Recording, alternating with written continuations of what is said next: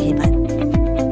Selamat datang di IAIN Parepare, satu-satunya kampus negeri Islam yang ada di kota Parepare. Kampus ini memiliki 4 fakultas, salah satunya Fakultas Tarbiyah. Guru adalah ujung tombak generasi tunas bangsa.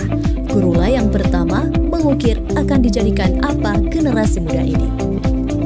Di IAIN Parepare, selain tersedia sumber daya manusia yang memadai, juga telah dilengkapi fasilitas yang menunjang proses pembelajaran.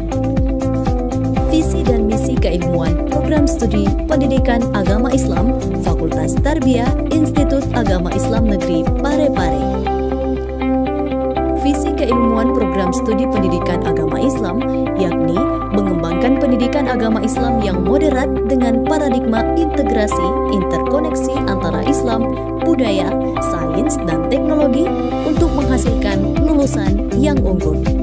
Tujuan keilmuan Program Studi Pendidikan Agama Islam 1. Menghasilkan pendidik praktisi pendidikan agama Islam yang unggul dengan berparadigma integrasi interkoneksi yang selaras dengan perkembangan teknologi informasi berbasis akulturasi Islam dan budaya. 2. Menghasilkan karya ilmiah dan karya inovatif dalam bidang pendidikan agama Islam yang unggul dengan berparadigma integrasi interkoneksi yang selaras dengan perkembangan teknologi informasi berbasis akulturasi Islam dan budaya. 3. Menghasilkan pengembang bahan ajar pendidikan agama Islam yang unggul dengan berparadigma integrasi interkoneksi yang selaras dengan perkembangan teknologi informasi berbasis akulturasi Islam dan budaya. Mari bergabung dengan Program Studi Pendidikan Agama Islam Fakultas Tarbiyah Institut Agama Islam Negeri Parepare. Salam.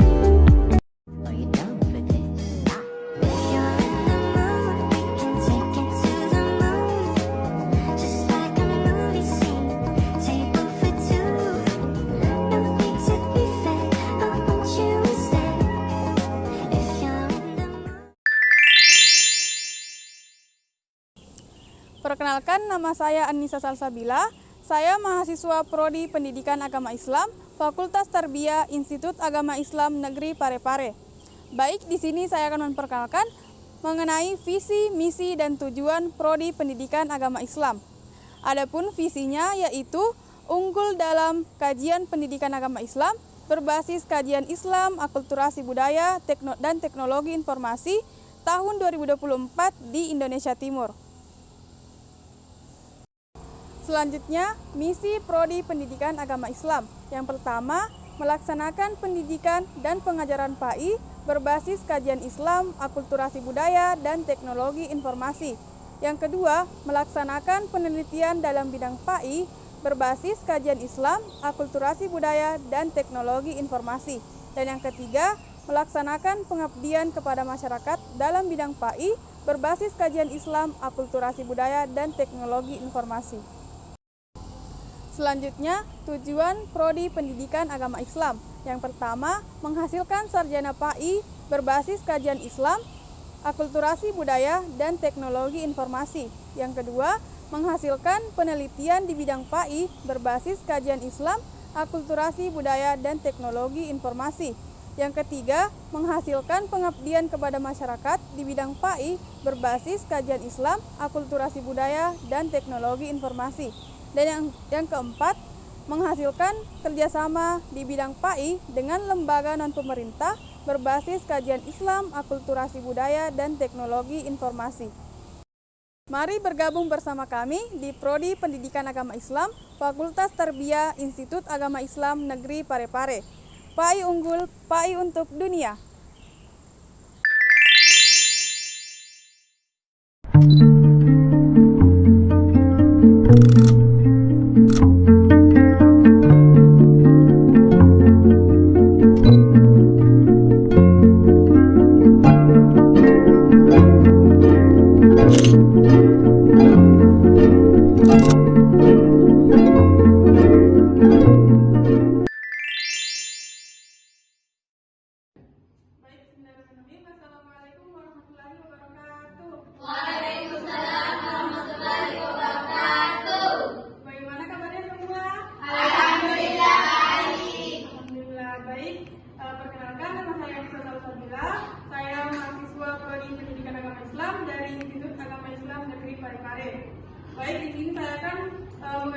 materi mengenai pengertian, kedudukan, dan fungsi Al-Quran. Nah, yang pertama yaitu pengertian, di mana pengertian Al-Quran secara bahasa diambil dari kata qira'a, yaqra'u dan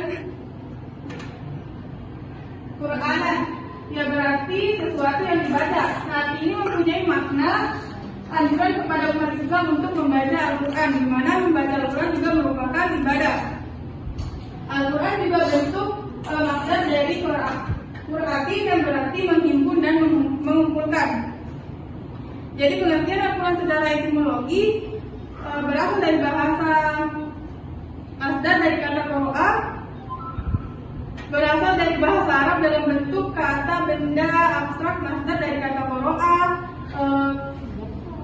yaqra'u dan Qur'anan yang berarti bacaan. Namun sebagian ulama berpendapat bahwa Al-Quran tidak berasal dari bukanlah mustaq dari qira'a, melainkan isim alam atau nama sesuatu yang mana nama ini diperuntukkan hanya untuk kitab yang mulia, seperti hanya kitab Taurat dan kitab Injil. Nah, penamaan inilah yang dikhususkan, di mana Al-Quran ini merupakan penamaan yang dikhususkan menjadi nama kitab yang diturunkan kepada Nabi Muhammad SAW. Adapun pengertian Al-Quran menurut istilah atau menurut terminologi, yaitu firman Allah Subhanahu wa Ta'ala yang disampaikan oleh malaikat Jibril dengan redaksi langsung dari Allah Subhanahu wa Ta'ala kepada Nabi Muhammad, ya, dan diterima oleh umat Islam dari generasi ke generasi tanpa ada perubahan, baik itu tambahan atau berkurang. Adapun definisi Al-Quran yaitu firman Allah Subhanahu wa Ta'ala yang diwahyukan kepada Nabi Muhammad SAW, ditulis dalam bahasa Arab, diriwayatkan secara mutawatir, ditulis dalam mushaf, di mana diawali dari surah Al-Fatihah dan diakhiri dengan surah An-Nas. Nah, sekarang kita beralih ke kedudukan Al-Quran, di mana Al-Quran merupakan sumber pokok bagi umat Islam. Al-Quran juga merupakan sumber hukum yang utama dan yang pertama dalam Islam. Dan sebagai sumber pokok ajaran Islam, Al-Quran berisi ajaran-ajaran yang lengkap dan sempurna yang meliputi seluruh aspek yang dibutuhkan dalam kehidupan umat manusia, terutama umat Islam. Nah, selanjutnya sebagai sumber hukum, Al-Quran telah memberikan tata aturan yang lengkap. Ada yang bersifat global atau mujmal, ada pula yang bersifat detail atau tafsir. Nah, Al-Quran mengatur dengan disertai konsekuensi demi terciptanya tatanan kehidupan manusia yang teratur, harmonis, bahagia, dan sejahtera, baik lahir maupun batin. Dan yang terakhir adalah fungsi Al-Quran. Fungsi Al-Quran yang pertama yaitu Al-Quran adalah wahyu dari Allah yang berfungsi sebagai mukjizat bagi Nabi Muhammad. Sebagai sebuah keajaiban, Al-Quran telah menjadi salah satu alasan penting mengapa bahasa Arab di masa Rasulullah masuk ke dalam agama Islam, dan juga menjadi alasan penting mengapa manusia saat ini dan di masa yang akan datang. Adapun ayat-ayat yang berkaitan dengan ilmu pengetahuan dapat meyakinkan bahwa Al-Quran adalah firman Allah, tidak mungkin dibuat oleh manusia, apalagi diciptakan oleh Nabi Muhammad, yaitu seorang ummi. Kemudian yang kedua yaitu Al-Quran sebagai sumber pokok ajaran Islam. Sumber pokok ajaran Islam ada di mana sumber pokok ajaran Islam itu ada tiga, yaitu Al-Quran, Sunnah, dan Ijtihad. Al-Quran ini adalah firman Allah yang diturunkan kepada Nabi Muhammad, sedangkan Sunnah adalah perkataan, perbuatan, dan ketetapan Nabi Muhammad.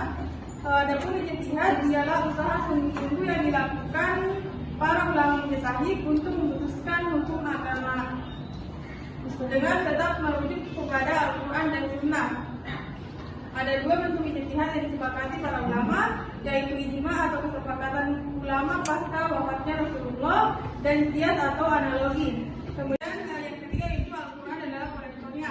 Sebagai korektor, Al-Quran mengungkapkan banyak hal yang dibahas dalam kitab-kitab Taurat, Injil, dan hal-hal lain yang dianggap Al-Quran tidak sesuai dengan ajaran Allah yang sebenarnya. Nah, keduanya berkaitan dengan aspek historis dari orang-orang tertentu, hukum, prinsip, dan prinsip ketuhanan. Kemudian yang keempat yaitu wali kitab sebelumnya atau al-muhaimin. Dan Kemudian yang kelima yaitu keputusan atas sengketa manusia, di mana di dalamnya termasuk ketentuan seperti ibadah langsung kepada Tuhan, keluarga, masyarakat, perdagangan, hutang, warisan, pendidikan dan asuhan, kejahatan, dan aspek kehidupan lainnya yang dijamin Tuhan dapat diterapkan dan sesuai di mana saja dan kapan saja, di mana setiap muslim terpanggil untuk mengamalkan semua nilai tersebut di dalam kehidupannya. Kemudian yang keenam adalah Al-Quran atau pemisah, atau kita juga pembeda. Nah, dalam Al-Quran dikatakan bahwa ia adalah ajaran untuk membedakan dan bahkan memisahkan antara yang hak dan yang batil, atau antara yang benar dan yang salah, sebagaimana yang termasuk dalam surah Al-Baqarah ayat 185. Kemudian yang ketujuh yaitu Al-Quran menjadi asyifa, penyakit yang ada di tengah-tengah masyarakat, baik penyakit secara individu ataupun penyakit masyarakat. Nah, tentunya hal tersebut apabila individu ingin berobat secara pedoman Al-Quran, Al-Quran adalah obat untuk berbagai macam penyakit, baik itu penyakit fisik, penyakit hati, dan segala penyakit yang lainnya. Jika mengalami sakit, rujukan utama pengobatan yang dilakukan adalah melihat kepada Al-Quran, karena sejatinya hanya Allah yang Maha menyembuhkan. Dan yang terakhir yaitu menjelaskan masalah yang pernah diperselisihkan umat sebelumnya, di mana Al-Quran turun pada saat zaman Nabi Muhammad yang masih hidup. Firman yang turun tersebut akan berkaitan dengan kejadian pada saat itu, misalnya saja perselisihan suatu kaum atau cerita tentang kaum sebelumnya yang mendapatkan teguran dari Allah Subhanahu wa Ta'ala. Baik, itu saja materi yang saya sampaikan mengenai pengertian kehidupan dan fungsi Al-Quran. Selanjutnya kita masuk ke waktu diskusi.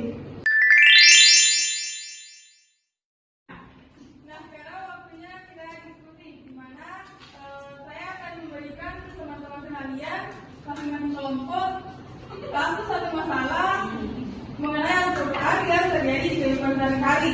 Nah, selanjutnya teman-teman silakan mendiskusikan dengan teman kelompok masing-masing mengenai solusi dari masalah tersebut. A few moments later.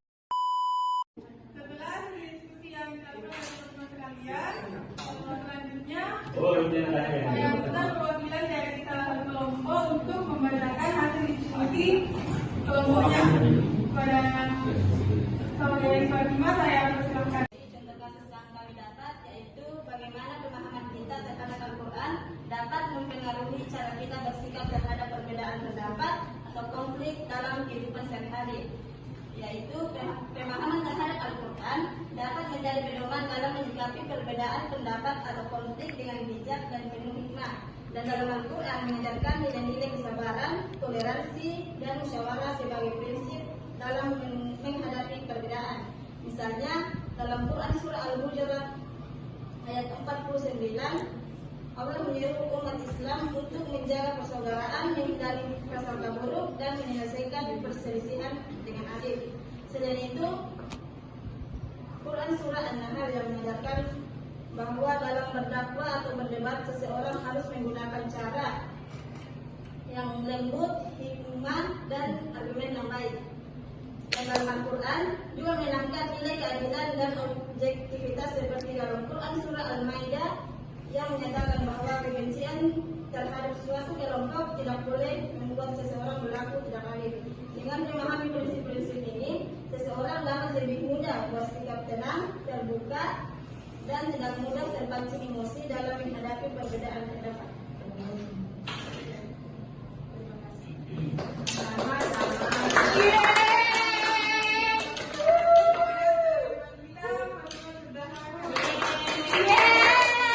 Oh my God!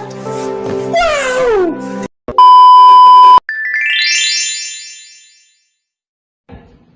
Nah, dengan berakhirnya sesi diskusi, berakhir pula pembelajaran kita hari ini. Adapun kesimpulan materi hari ini yaitu Al-Quran adalah mutlak firman Allah, kalam Allah yang bersifat mujizat yang diturunkan kepada Nabi Muhammad, tertulis di mushaf, diriwayatkan secara mutawatir dan membacanya adalah ibadah. Nah, sekian pembelajaran hari ini, semoga dapat bermanfaat bagi teman-teman sekalian. Sekian dari saya, wassalamualaikum warahmatullahi wabarakatuh.